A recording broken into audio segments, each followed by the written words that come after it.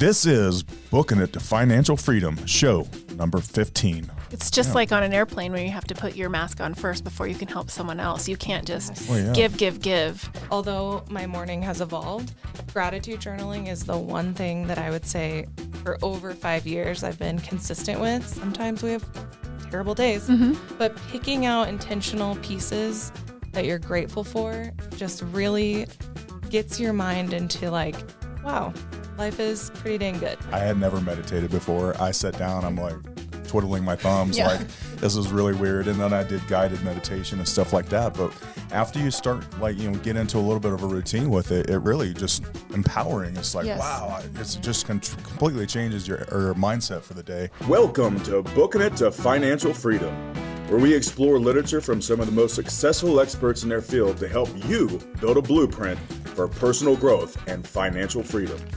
Join us as we examine a new book every month and break down key concepts to help you get out of the rat race and on track to start building a life better than you ever imagined. Hey everyone, I'm your host, Amanda Schneider, realtor and investor, and I'm here with my co-host and teammate, Jamie Booth. Hey, Jamie. Hey, Amanda, how's it going? Great. How are you? I am great. We had an amazing episode today. It was a really good one. Yes, it was. Yeah, I can't wait for people to be able to see it. Yeah, it's really good.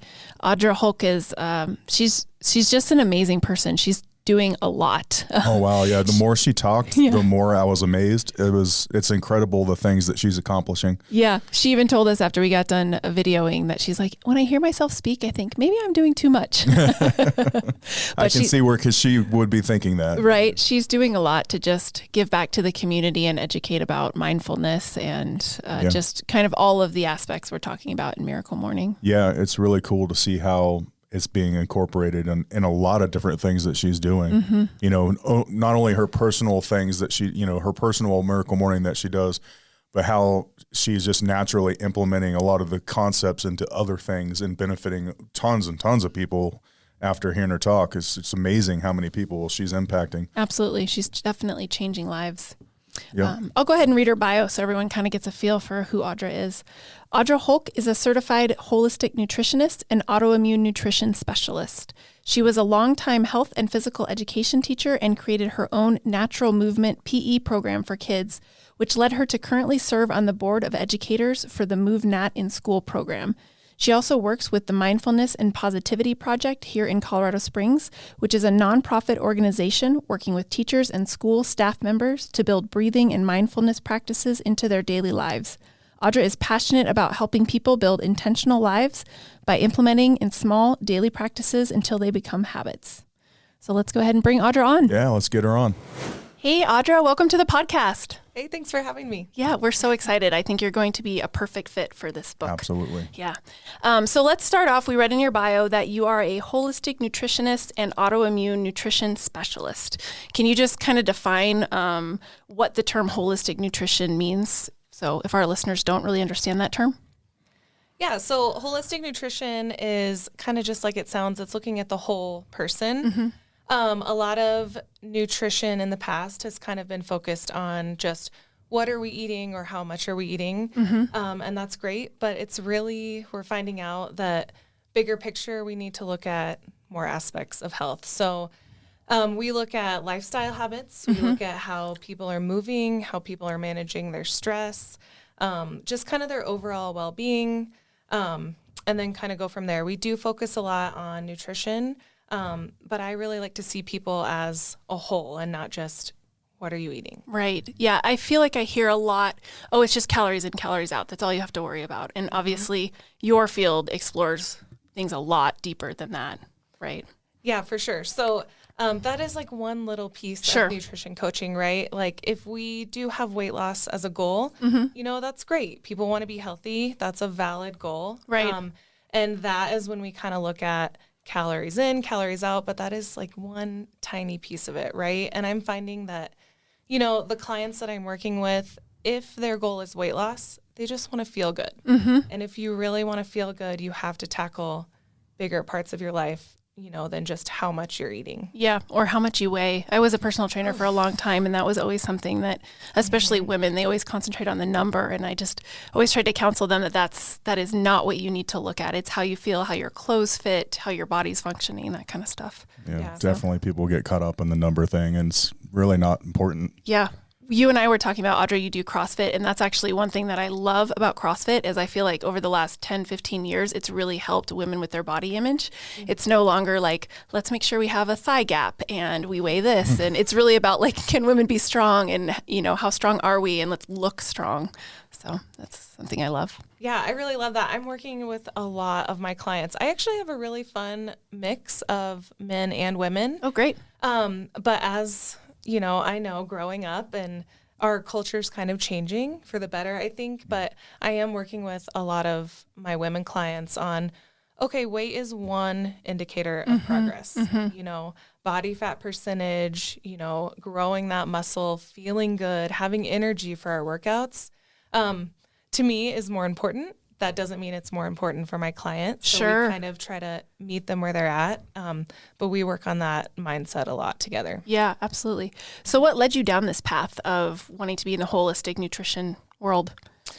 Yeah, so I grew up always being an athlete. I was a multi-sport athlete. I'm really fortunate that my parents, for what they knew, fed us really, really healthy food. We didn't have a lot of your typical junk food in our house. So I grew up really fit, really healthy. And then at probably 15 or 16, I started having, some gut issues, some skin issues. And then at 17, after working with many doctors and kind of being dismissed, I got diagnosed with my first autoimmune disease, I guess. Mm-hmm. And I, when you're 17, you're a kid, you kind of just take what the doctor says and you're like, okay, what do I do? How do I fix this? I'm really healthy. There has to be something that I can do. And it was just kind of, no, you don't really have to worry about changing anything. You will just take this medication for the rest of your life and you'll be fine. And then I was kind of like, that's usually the answer, isn't it? Yeah. For a lot of things. Unfortunately. Yeah. And when you're 17, you're like, okay. Right. Especially if a doctor's telling you that. Yeah. Right. So then I went through college and wasn't the nicest to my body. I still was active, but I was in the drinking scene and I had fast food in my town for the first time and kind of wasn't the nicest to my body. But, after college, I found CrossFit, thankfully, and found a community that valued nutrition and health. So I got back to there. And then I would say in my 30s, early 30s, I started just having a bunch of issues. So just constant bloating, fatigue in the afternoon all the time. Like I could not make it through teaching without coffee and caffeine. Some weird things like just a lot of brain fog. I started stuttering my speech, which was kind of crazy. Yeah. I've never had that before, but it was just slurring my speech. And that was kind of to the point where I was like, okay, we have to do something. So again, working with dermatologists and doctors, I'm not speaking illy of them because thank goodness for them, right? When we're sick. But I went to so many doctors and I was kind of getting into functional nutrition research, and I kept asking and reaching out like, hey, how can I change my diet to help my skin? How can I make changes? And I kept getting, food doesn't really have anything to do with it, And so I was kind of like, I don't know if I believe this anymore. So I had a friend who hooked me up with a functional medicine doctor. Awesome. And I really didn't know a ton about functional medicine, but I started working with them, Upstream Functional Medicine here in town. Yes, that's who I'm working with right now. They're just the best. Yeah, well, They're Savannah, wonderful. who we know together, Yes. she told me about them. Yeah. Yes, Okay. the best. Cool. Yeah, so I started working with them, and I kind of thought I was crazy. Like, I'm having this slurred speech, but I think I'm healthy, and I'm bloated all the time, and I can't think. My memory was terrible. And they just validated everything that I was saying. Like, yep, this makes sense. We see this all this time. Really? All of these things. Yeah. So just to feel validated by a health professional is like, okay. Yes.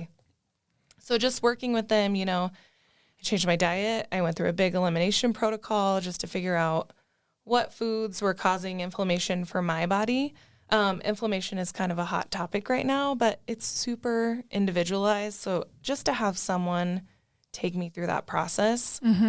I have been a longtime teacher. So just even when I think I'm handling it, like chronic stress all the time. Right. So we tackled stress, changed my diet, dealt with gut health and parasites and all those crazy things that you don't think affect you, but do.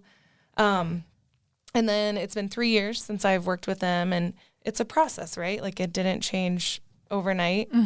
But now all of my autoimmune conditions are in complete remission, which is amazing because I don't know how many doctors told me, nope, you'll just have to live with this. You'll have these symptoms your whole life. And just through food and some lifestyle changes, everything is in remission. That's amazing. And so that inspired you to start your own company, just what you've learned, and help others in that same capacity? Yeah, I kind of had to do some soul searching. Like this to me, it just felt like more than my lifestyle. I lit up whenever I thought about it. I was just super passionate about people need to know these things. And bless functional medicine, but not everybody has the means, right, to go through the full protocol. So I kind of wanted to be that in between. I want to help people with nutrition. I can help people with lifestyle. I can refer out to functional medicine. But if people can't, fully commit to that, I want to be able to still help people. So I kind of just had to figure out how I wanted to do this, how to reach more people. So I decided to start my own business. Yeah. Which was very scary, but I just feel like if I started my own business, got my certifications, got my education, offered it online, I feel like that piece is really helping me reach a lot of people who really need it. Yeah, absolutely. Are you still teaching as well? Or are you? I am still teaching. Okay. And, oh gosh, if my boss is listening to this, which they probably won't. Yeah. But this is my transition out, right? I have goals. I have timelines. It's been it's hard because I love teaching so much, but just kind of thinking about what aligns with me, just some more time freedom. And really, I love working hard, and then spending time on myself. And it's very hard when you're teaching to be locked into that specific schedule. It's really exciting that you're doing that because we've talked about this in past episodes about, being brave and taking those steps to, open a business or whatever. So it's pretty exciting to see that you're doing that. Yeah. And it sounds like you have defined your why, and your why doesn't really involve basically being on somebody else's schedule. It's you determining your own schedule and your own path. Yeah. That's awesome. Yeah. Thank you. That took a lot of, I call it soul searching, but it was super intentional, right? We'll talk about this throughout, but I am super intentional about writing my intentions for every day. How do I want to feel? How do I want my day to go? And how do I want to feel was not aligning with what was happening in my day. So it's really scary, but it's really cool to have, the confidence in yourself to, okay, I'm going to make a change and it's going to be really hard, but I know how to make changes. I've made them before. I'm just going to start taking baby steps and I'm going to make my life what I want it to be. Yeah, absolutely. You'll end up doing more hours than what you are teaching, but it's like but that's the exciting thing. It's like, I love being a realtor. My day is how I design it for the most part. Obviously I have to react to clients and, all these, things that you can't control. But at the end of the day is still mine, right? I'm not spending my entire day working for someone else. And then whatever time I have left with my day is what I get. So it's exciting to jump into the entrepreneurial world, but it's like at the same time, people don't realize how much work it is being owning a business or being self-employed. Right. You end up working 14-hour days instead of 8, but it's still exciting and it's very gratifying. I totally agree. Well, I want to hear a little bit more about your business, but since we did bring you on to talk kind of about the Miracle Morning, let's kind of shift gears and talk about that a little bit first. Yeah. Can you tell us kind of when you first read the book and how it changed your life? Yeah, so I was trying to think, it was either 2016 or 2017. I think it had just come out. I had just moved in with my fiance at the time. So we were doing the like delightful, how do we live together? Yeah. How do we make this work? And I was a hot mess express in the mornings. I had just lived by myself forever. I didn't really care. And I hit my snooze button 18 times. I had like, Oh, I don't know anybody that does that. my His gosh. wife does that. We were talking about it in the last podcast. Well, I feel her. Yeah, I had the delightful like 5 a.m. alarm, 5:06, 5:10, and then you just get this like disgusting song of all your alarms, and then you're just cranky when you wake up. And your fiance is probably like, oh my God, what is happening? Not having it. Yes. I think, yeah. So I was just kind of a mess. I feel like I was always rushed. It's weird to think about this now, but I was constantly late for work. Like, Wow. yeah, which is weird to think about now because that is like my thing now. Yeah. Like I will not be late for work. But I feel like I was just kind of breezing through my day, not really thinking about it. Teaching is chaotic anyways. You can just kind of like get through your day without breathing and then you're done. And I don't know if I don't know if a friend recommended this to me or if I was just desperately scrolling online trying to find something. But I read this book and I committed to one thing, and that was setting my alarm or my phone with my alarm on it across the room. Away from you. Yeah. Yeah. Yes. And that was like such a game changer within the first week. Like, okay, I'm already up. So I'm just going to, keep doing this. And then I committed to the whole thing. I did all the S.A.V.E.R.S. I was trying to remember. It's evolved over the years, just kind of based on what I need in my, current life. But I committed to it. So, the first piece was silence, and I never really meditated or did anything with that before. So, just sitting in silence was kind of like, okay, what do I think about? What do I do? And I kind of do the Calm app a lot. Yeah, that's what I used to. Yeah. So I find that I kind of like guided a little bit more, but if I make myself sit down and just be silent for 5 minutes, the things that you think about, it's like, I've never even had time to think about this in my life. So I started that. My affirmations and my visualization, I thought was like the corniest thing I'd ever heard of in my life. Like, I'm not doing this. Yeah. And then when I kind of started, doing it, visualizing like, okay, what do I want my day to look like? What does a nutrition coach do? What education do they need? That's when I was like, oh, this is kind of helping me plan, my future. Reading, I've always been a pretty big reader, but this was kind of intentionally, I made myself read nonfiction. I think the first book that I read, other than this one, was Atomic Habits. I think I've read it like 3 times since then, just because it's a good one. Yeah, that is a good one. So yeah, just kind of putting all those pieces in place. I did the movement. I've always been big, working out and CrossFit. So I didn't do like a whole workout in the morning, but I did some sort of movement. So maybe some yoga, just anything intentional. Sometimes it was taking my dogs on a walk. And just doing that, I felt like my whole day started to become intentional.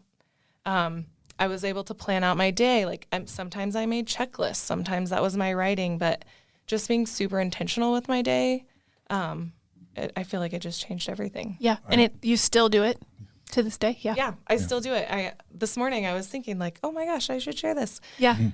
It's changed over the years. So right now, I wake up every morning. I go downstairs and I have to let my dogs out, and I chug a glass of cold water and then splash cold water on my face. That just is like, gets me up and moving.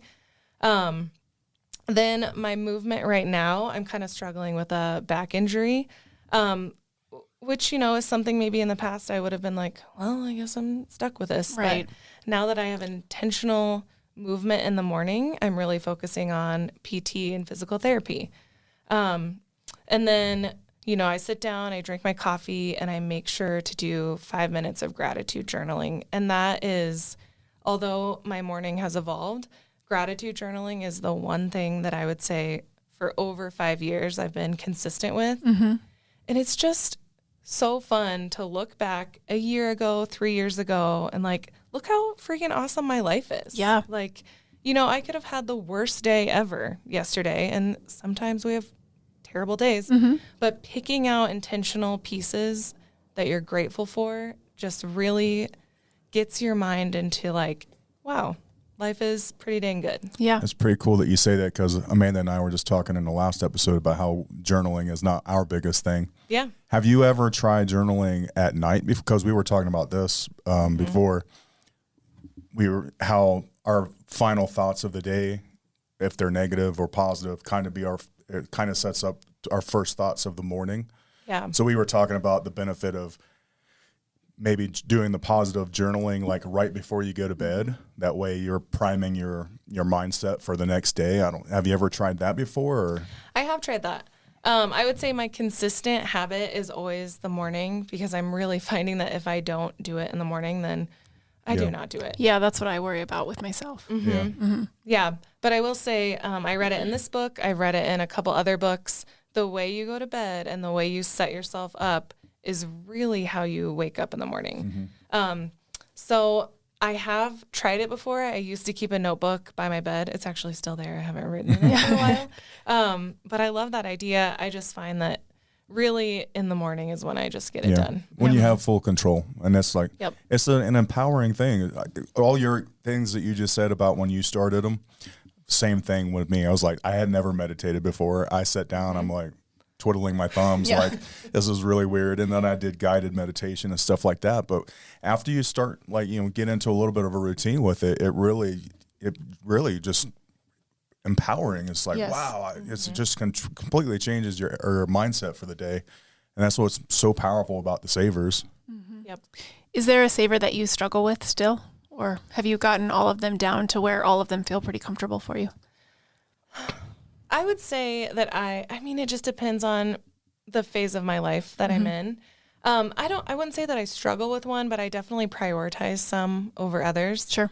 In really frantic, crazy times in my life, like holidays, any time other than summer. Yeah. I really have to focus on meditation and gratitude journaling. Those are like huge for me. Yeah. And then like during, I guess, big life changes, like starting this new business, I would say affirmations and visualization are huge. Like I looked at some of my affirmations from a month ago because imposter syndrome is real, right? And we're always questioning, like, do I know what I'm doing? Am I doing a good job? And some of my affirmations are just simple, like, you are an extremely hard worker. If you don't know the answer, you make sure to research it and get back to people. Like, you are intentional. So just reading those back, like, it's okay to not know the answer. It's okay to not know everything, but reading those, like, okay, I do know what I'm doing. And that's really big in those times in life, huge. I think. Yeah. That was one of the biggest lessons I learned in the military, is understanding that I am not going to know all the answers, but being able to find them, being able to utilize the resources that you have to go out and find those answers. I think it's a big tool that might not be quite obvious to everybody, but be humble, understand that you aren't the smartest person in the room, and lean on the people who are the subject matter experts. Yeah. Affirmations is still one that I struggle with. I had read this book a couple years ago and done it for a while and kind of fell off. And now that we are reading this book, I'm starting week 4, but I still like reading imposter syndrome. When I read these affirmations, I'm like, really? Is this like, am I really capable of doing this? I don't know. Or it feels kind of cheesy. Like we were talking about the SNL skit where he looks at himself in the mirror and he's like, I'm good enough. People love me, or whatever. It just feels a little cheesy. So I think that one is the one I struggle with the most. It's just going to take some time. Pretty much every human on the planet that's one of the biggest things, is just the self-limiting beliefs all the time. All the negative naysayers that surround you. Anytime you set an ambitious goal, there's like 10 people that's going to try to tell you that you can't do that. Yeah. And then it's hard to get that out of the back of your mind. Do you incorporate teaching the Miracle Morning with your clients or something like it? Yeah, I haven't called it the Miracle Morning. Sure. But definitely, like, one of the first things I do with clients is, where are you at? Where can we start? We've got to build some habits, because I can preach nutrition information. I can preach, stress reducing, but unless we put in some habits, it's not going to happen. So, I have some clients who have already kind of built in some practices. So maybe they're ready for a meal prep routine and a morning routine and eliminating some foods that are upsetting their gut. And others are like, whoa, that's too much, which is perfectly fine. And maybe, I have a couple clients right now that we're just working on setting up their day. So we're writing 2 intentions for the day and we're eating a high protein breakfast, so Great. just building in those habits where people are at, I think is huge. And then when something becomes a habit, cool, let's add something else. Very cool. Yeah, that is cool. Do you do some type of food testing, or how do you tell whether a food is good for a client or not? Yeah, so there's actually a lot of research coming out that, the typical food tests that you can go by are not the most accurate. And I love the approach. The most accurate that research is showing is the elimination protocol. And I love it because it's free and anyone can do it. And it is challenging. And I love leading people through it because you need a partner. You need an accountability buddy, or it's just a little overwhelming. So, when I talk to clients, we talk about symptoms. We talk about any medical testing that they've had done. I partner with a lot of people who are working with doctors. And we kind of look at, what are your symptoms? What foods, people know what foods are upsetting them. There might be some surprises, but gosh, how many people have I talked to who are like, well, I just really love dairy and I know it makes me feel terrible, but I just really love it, which that was me too. Sure. So just kind of figuring out a starting point. And then we do a pretty hefty, it's really 6 to 8 week elimination reintroduction protocol. That's to find food sensitivities, but it's also at the same time eliminating some kind of pretty high inflammatory foods for most people, not for all people. So it's working on healing their gut, getting their microbiome back to where they want it. So that's really the approach that I take. Yeah. So for people that don't know, for elimination diet, and correct me if I'm wrong, but do you have them like slowly each week they take out foods, leave it out for a week or two, everything, and then slowly reintroduce it and see how they feel? Yeah. Some people, the way I've seen it done, you cut out everything at the same time, like 12 different foods. And that I'm finding is hard. That's just hard. It's a big step, and when we talk about meeting people where they are, not a lot of people are prepared and ready to prepare food that eliminates all the foods. So the approach that I take, super similar to Upstream, is that, it's a few foods. Maybe we start with the ones that we know are probably bothering that individual. And then throughout the week, we're eliminating several more foods throughout weeks, and then we reintroduce them. We test, are you having symptoms? And the cool thing is just because you're having a symptom, just because you're having a reaction to a food, doesn't mean that you'll have that forever. We work on healing your gut. I know so many people who struggle with dairy, and then when we work on doing some healing, then they can have dairy down the road. So it's not forever. It's just working on, what do we need to do right now to really support that healing. Yeah, that makes sense. What else does it look like, if I'm your client, what does it look like to work with you? So obviously we kind of talked about the diet a little bit and meeting clients where they're at, but kind of give me the full picture of what you do for clients. Yeah, so I offer everything online, which is really nice because I'm working with quite a few people out of town, out of state. If they are in town, I do love to meet people in person. I just love talking to people. But if not, we'll do a Zoom call and we'll just have a consultation and just see, where are you? How are you feeling? Have you worked with a doctor before? What's your relationship with food? Some people, actually a lot of people, have pretty rough relationships with food, to no fault of their own. But it's nice to know that we can work on that. Looking at symptoms, looking at goals. Some people have a goal of weight loss or weight gain or muscle gain. And some people are like, I'm totally fine. I'm not worried about my weight. I just want to feel good. So from there, I usually take one of two routes. I'm always kind of looking at, are we going to focus on how much we're eating, or are we going to focus on what we're eating? And you can do both, but a lot of people struggle when we just go hard in the paint and go in for everything. So from there, I work kind of behind the scenes. I build everybody an individual protocol, just because I think that's what people need and what people deserve. So then we kind of unload it week by week. I don't like to throw a ton of things at everybody because that's just overwhelming. We do a weekly check-in. So how are you feeling? How did your habits go this week? And then I kind of tailor from there. You know, sometimes we're going to stay the course. We're doing great. We're feeling good. And other times everything felt terrible this week. And okay, cool. Let's rein it back and let's build some more habits. So lots of check-ins, lots of accountability. I think that's a huge piece of it. You know, if people didn't need accountability, they wouldn't, you know, everybody would be exactly where they were with their health, right? So we'd all be successful. Exactly. Yeah. And I've worked with plenty of nutrition coaches in my life who, you know, have changed my life. So I just, you know, to really try to tailor it to people. My goal, I always tell people, is not to work with people forever. So depending on, you know, a weight loss or body composition goal is going to be a lot different than my clients with autoimmune disease. You know, it takes a long time. You know, it took a long time to get there. So it does take a while to get where we want to be.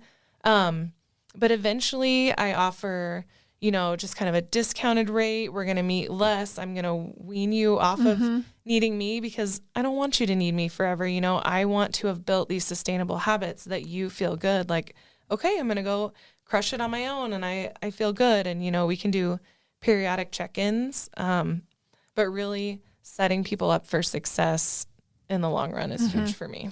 I love that approach. You know, it's really important for people who are trying to put on muscle or lose weight. It's long-term habits, right? You know, it's really, unfortunately, a lot of our culture is about crash diets and losing 20 pounds in a month or something like that. And then, you know, we have the whole, you know, up and down cycles that everybody fights with. So I love the whole idea of like taking a long time to develop the really healthy habits. And then, you know, by the time you get there, everything's in place for you to maintain a nice, healthy lifestyle. And I love too, what you're talking about is kind of what we try to teach on the podcast as far as finding a mentor. Find a mentor, find a coach, find somebody who is where you want to be. And usually when we're talking about it, we're talking about, you know, financial freedom, building a business, etc. But it applies to all aspects of your life. If your health isn't where you want it to be, if your fitness is not where you want it to be, then find a coach, find a mentor, and you can be that person for clients. So love that. Yeah. And you need balance in your life too. You know, you can't just concentrate on one aspect and abuse the rest. So yeah, for sure. Cool. Can you tell us a little bit about the MovNat program? Because I am unfamiliar with that. So tell me all the things. Yes. So it's been 5 years now. I got to help open up a brand new middle school up in District 20 as their PE teacher. And I was really adamant on, I do not want to do this traditionally. I think that we're really missing a lot of kids in PE. So I want to do something different. So MovNat stands for natural movement. I would explain it as kind of a hybrid of functional fitness meets parkour, which I think is really cool for kids. Yeah. Yeah, I love that. It's so fun. It's so I went to a couple certifications and was like, oh my gosh, this is so good. So I built out my own MovNat program. It's super focused on functional movements for kids. I think that in, I guess, a traditional PE program, it's a lot of team sports based. And I think that we're missing a lot of kids who, you know, not all kids are athletes and not all kids want that. Or competitive. Exactly. Yeah, you don't need that competitive atmosphere to be healthy. So I really wanted to reach kids and help them find a love for movement, because after high school, how many kids are playing sports? After college, how many kids are playing sports? We need to teach kids ways to move and ways to feel good and get them passionate about it. That's great. So I created that program. I just, again, the imposter syndrome, I was kind of like, do I know what I'm doing? Is this going well?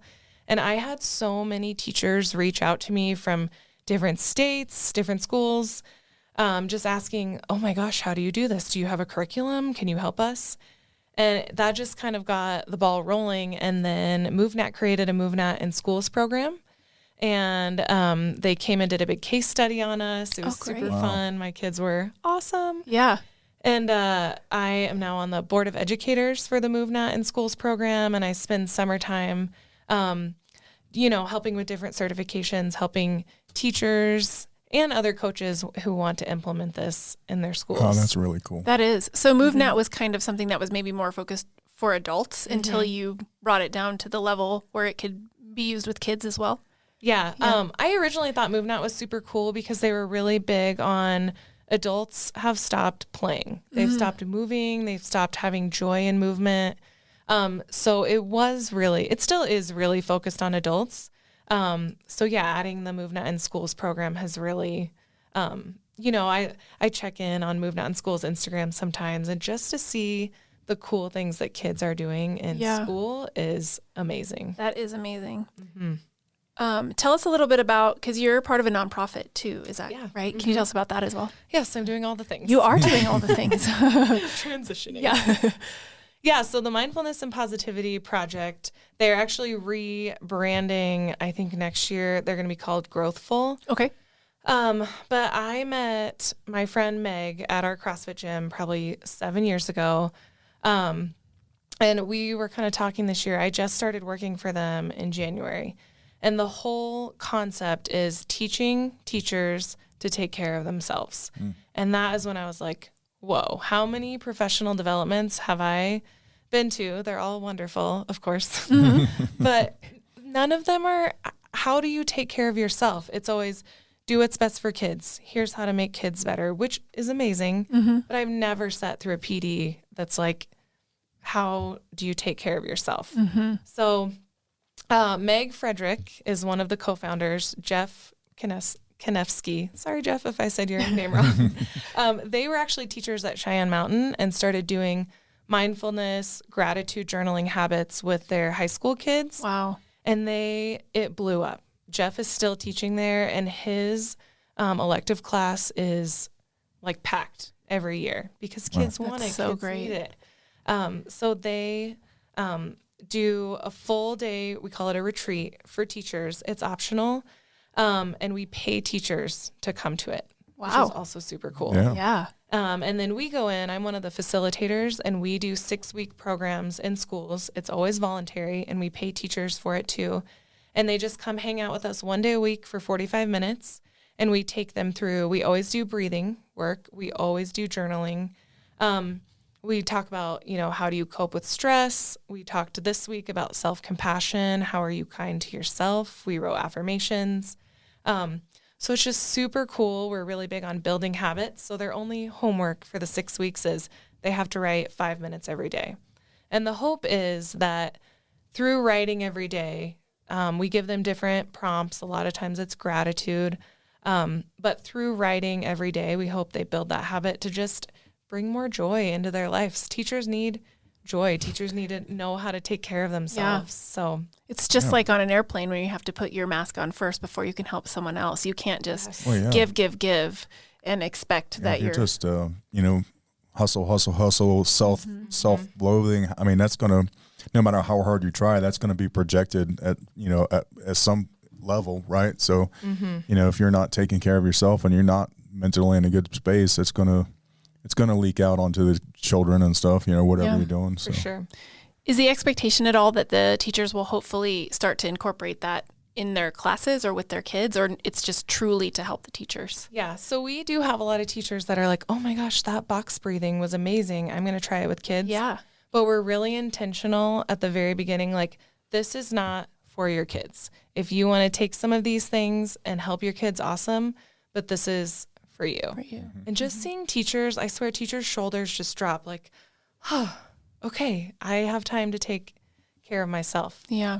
It's such a selfless profession that I can totally understand how people just get wrapped up in helping others. Yeah. It's so cool. There's been such a blow up just this year. We have hundreds of teachers that are going to be in workshops over the summer and next year. We just found out that we are the National Institute for Health is going to do a research study on us, which is just so amazing. And it just shows like the importance of building a habit, creating that habit, sticking to it, taking care of yourself. Awesome. Great. Well, gosh, we've learned so much from you. Do you have anything else, Jamie, that No, you I'm wanted just to? I mean, I know. keep doing what you're Keep doing. talking. Holy cow! It's like, wow.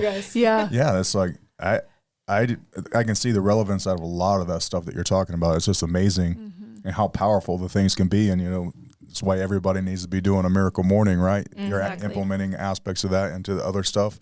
It's really awesome to see how well it works in all different aspects of things. So it's just awesome to hear what you're doing. You're definitely an inspiration. So Absolutely. I was just thinking, man, like she is in the thick of everything. Yeah. Yeah. Awesome. Do you want to tell our listeners how they could get a hold of you if they want to work with you, or maybe they just have some questions? Yeah, sure. So I have a website. It's audraholcknutrition.com. I'm on Instagram trying to put out my information there. So just at Audra Holck, you can find me there too. And then if you want to just email me to reach out, it's just audraholcknutrition@gmail.com. Awesome. We'll put all this in the show notes too, so people don't forget. So thank you so much for being here. Yeah, it was awesome having you on. Yeah. Cool. Thank you guys. Do you want to take us out, Jamie? Sure. Say, as always, if you liked what you heard today, please help us grow by leaving us a rating and review. We're on Apple Podcasts, Spotify, and if you're watching us on YouTube, please subscribe and share or comment if you liked what you saw today. Thanks. All right. See you next time.